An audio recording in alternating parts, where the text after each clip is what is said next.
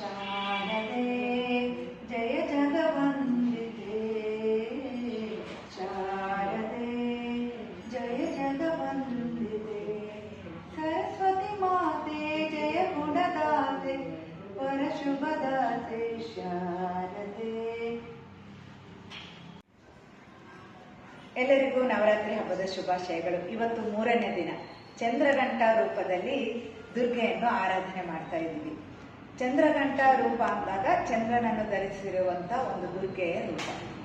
ಇವತ್ತಿನ ಮಹತ್ವ ಏನಂತಂದ್ರೆ, ನಾವು ಒಂದು ಜಪ ತಪ ಹೋಮ ಹವನ ಪೂಜೆಗಳನ್ನು ಮಾಡೋದು, ನೈವೇದ್ಯ ಇದೆಲ್ಲ ಮಾಡ್ತಾ ಇರೋದ್ರಿಂದ ಆ ಆರಾಧನೆಯಲ್ಲಿ ನಮಗೆ ಧೈರ್ಯ ಶಕ್ತಿ ಇದೆಲ್ಲ ಲಭಿಸುತ್ತೆ ಅಂತ ಒಂದು ಪ್ರತೀತಿ ಇದೆ.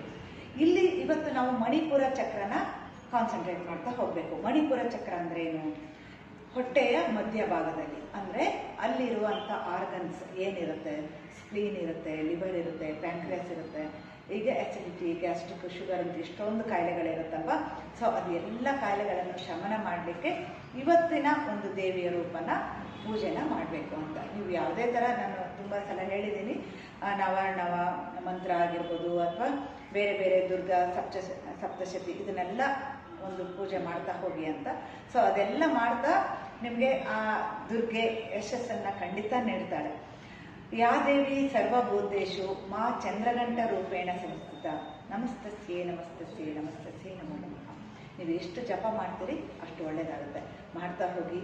ಯಾವುದೇ ಥರ ಕಾಯಿಲೆಗಳು, ಇದು ಎಲ್ಲ ಕಷ್ಟಗಳು ಕಾಮನ್ ಅಲ್ವಾ, ಎಲ್ಲ ಸರ್ವೇ ಸಾಮಾನ್ಯ. ಅದರಿಂದ ಹೊರಗಡೆ ಬರಬೇಕು ಅಂತಂದರೆ ನೀವು ದೇವರನ್ನ ನಂಬಿ ಆರಾಧನೆ ಮಾಡ್ತಾ ಹೋಗಬೇಕು.